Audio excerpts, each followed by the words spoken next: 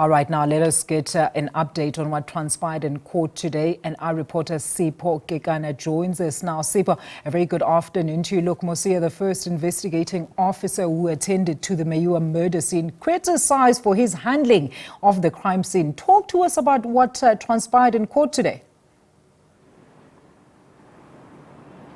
Good afternoon, Alicia. So you are right, but as we are coming to you right now, a new witness in the Senzo Meyiwa trial has now taken the stand, and that is Lieutenant Colonel Thobeka Mhlahlo.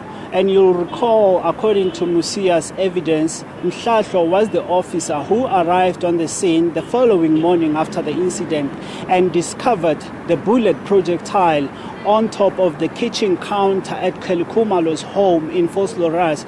Now she has taken the stand and she has detailed how she arrived on the scene and found Mosia and Captain Zwane, who then informed her of what had exactly transpired in that house.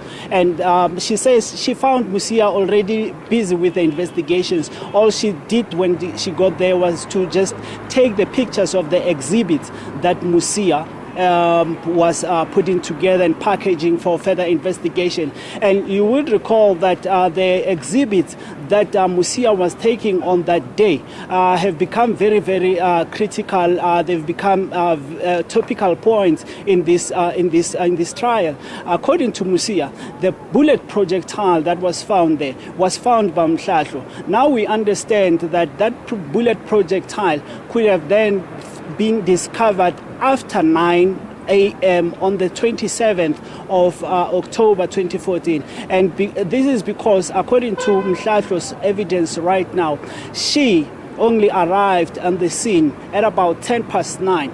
And before she took to the stand, as you have pointed out, Alicia, Mosia was on the stand. He has denied that he planted any projectile on the scene. He has also denied that Mhlahlo could have planted that projectile on the scene, but he could not explain why the first time he visited the scene, he could only discover a bullet fragment that he says was very, very visible on the floor, but could not find a bullet projectile that was later discovered on the kitchen counter behind the glass jars. He has admitted, Alicia, in court to say that between the time that he left the Senzo Meyiwa murder scene to attend to other crime scene, he cannot say exactly what transpired there. What he knows is that he left capable police officers on the scene who should have guarded the scene, but he has generally just denied that there could have been issues of scene tampering. He has denied that there could have been issues of evidence planting on the scene. So as court came to an end today, we got to know more about who Colonel Mhlahlo is and her role in the investigation.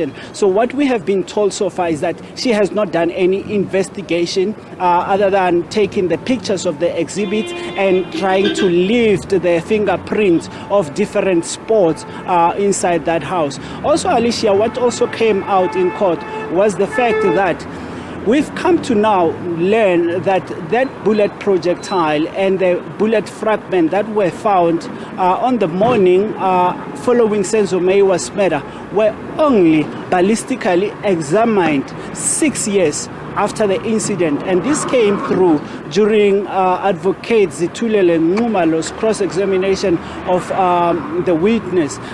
He asked Mosia, "Are you aware that the bullet projectile that we are talking about was only taken in for ballistic examination 6 years later?" And Mosia responded saying that he was not aware of that fact. So those are the issues that are going to again be brought in court to Mhlahlo to respond to.